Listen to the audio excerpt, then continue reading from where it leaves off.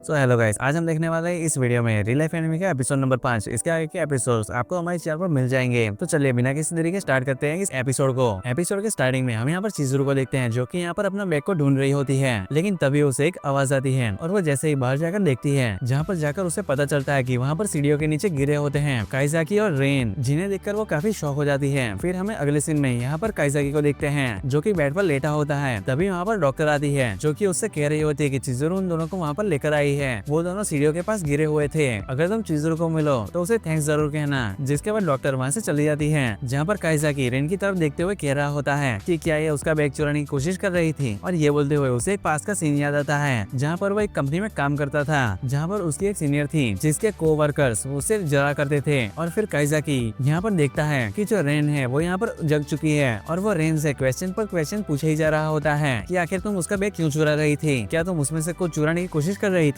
तो रेन कहती है कि नहीं, मैं उसको चुराने की कोशिश नहीं कर रही थी, और कहती है कि वो सिर्फ चिज़ुरू को थोड़ा सा परेशान करना चाहती थी। जो सुनकर जो काइजाकी है वो बिल्कुल भी गुस्सा नहीं होता, बल्कि उसे दुख हो रहा होता है रेन के लिए। और फिर वो रेन से कहता है कि तुम्हें ये सब चीजें करने की कोई भी जरूरत नहीं है, और वो एक एडल्ट की तरह उसे भाषण दिए जा रहा होता है। जो सुनकर रेन यहाँ पर काफी गुस्सा हो जाती है और वो काइजाकी से कहती है कि मुझे लेक्चर देना बंद करो। जिसके बाद वो यहाँ पर काफी सैड हो जाती है और कहती है कि रोनका ने मुझे स्पोर्ट्स में हरा दिया और जो चिज़ुरू है उसने मुझे पढ़ाई वगैरह में हरा दिया, जिस वजह से मैं क्लास रिप्रेजेंटेटिव भी नहीं बन पाई, और ये दोनों तो मुझे थ्रेड के रूप में भी नहीं देखते। और इतना बोलने के साथ वो रोना स्टार्ट कर देती है। जिसके बाद काइजाकी उससे कहता है कि तुम रो मत, और उसे थोड़ा सा इंकरेज करता है। और वो उससे कहता है क्या तुमने चिज़ुरू से कभी बात करने की कोशिश भी की है, क्योंकि जो चिज़ुरू है वो काफी इंट्रोवर्ट टाइप की है और वो सभी से फ्रेंडशिप करने के बारे में सोच रही है। वो सभी लोगों के साथ सोशलाइज होना चाहती है, लेकिन वो ऐसा कर नहीं पा रही होती। जिसके बाद काइजाकी वहाँ से जा रहा होता है। वहीं पर रास्ते में उसे चिज़ुरू मिलती है, जहाँ पर चिज़ुरू उसे कहती है मुझे तुमसे एक क्वेश्चन पूछना था। और वो उसे पूछती है कि जो रेन है वो मेरे बैग के साथ आखिर क्या कर रही थी। जहाँ पर काइजाकी उसे स्टार्टिंग में झूठ बोलने के बारे में सोचता है और कहता है कि जो रेन है वो ये चाहती थी कि तुम्हारा बैग सेफ रहे, जिस वजह से वो ले जा रही थी उसे कहीं पर सेफ जगह पर। जो सुनकर चिज़ुरू यहाँ पर खुश हो जाती है और कहती है कि काफी अच्छी बात है, मैं तो कुछ और ही सोच रही थी। लेकिन तभी काइजाकी कहता है कि नहीं, मुझे सच बताना ही होगा। फिर वो उसे सच बता देता है कि जो रेन है वो उसका बैग ले जाने की कोशिश कर रही थी ताकि तुम्हें थोड़ी सी प्रॉब्लम हो और वो तुम्हें परेशान कर सके। लेकिन जो रेन है उसे वो सिल्वर पिन चाहिए थी जो तुम्हारे पास है, जो कि सिर्फ क्लास रिप्रेजेंटेटिव को ही मिलती है। जो सुनकर चिज़ुरू कहती है क्या मैं उसे अपनी सिल्वर पिन दे दूं तो क्या हमारी फ्रेंडशिप हो जाएगी। तो काइजाकी कहता है कि ये तो बिल्कुल ऑकवर्ड गर्ल है। जिसके बाद चिज़ुरू कहती है कि मैं हमेशा से चाहती थी कि मेरे भी फ्रेंड्स हो, मैं उनके साथ घुलूं मिलूं, लेकिन मुझे नहीं पता कि आखिर मैं ऐसा कैसे करूं। जिसके बाद चिज़ुरू कहती है कि तुम जाओ, मैं रेन से खुद बात कर लूंगी, जब वो यहाँ पर आएगी मैं यहाँ पर उसका वेट कर रही हूँ। जिसके बाद काइजाकी यहाँ से चला जाता है, लेकिन थोड़ा आगे जाके वो वहाँ पर छुप जाता है। लेकिन जैसे ही वो वहाँ पर छुपता है तो वो वहाँ पर रियो को भी देखता है, क्योंकि वो भी वहाँ पर छुपा हुआ था। और वो रियो से कहता है कि आखिर तुम यहाँ पर क्या कर रहे हो। तो रियो बताता है कि जहाँ भी तुम जाओगे वहाँ मुझे तुम्हें ऑब्जर्व करना है, क्योंकि रियल लाइफ का एक्सपेरिमेंट है। उसका ये भी गोल है कि तुम रियल लाइफ के दौरान कैसे अपने आसपास के लोगों को इन्फ्लुएंस करते हो, क्योंकि ये सारी चीजें भी रिपोर्ट में लिखी जाएगी, जिस वजह से मुझे तुम्हें हर जगह पर फॉलो करना पड़ता है। जिसके बाद हम देखते हैं कि रेन यहाँ पर आ जाती है, जहाँ पर चिज़ुरू उसको देखकर ही उसके सामने सवाल रख देती है कि क्या तुम्हें मेरी सिल्वर पिन चाहिए। और वो उसे ये भी बताती है कि काइजाकी ने मुझे बताया है कि तुम मेरा बैग चुराने की कोशिश कर रही थी। तो रेन कहती है क्या उस पागल ने इसे सब कुछ बता दिया। और वो कहती है क्या तुम मुझे हेट करती हो। तो रेन कहती है कि हाँ, मैं तुम्हें हेट करती हूँ, तुम बार बार मेरा मजाक उड़ाती हो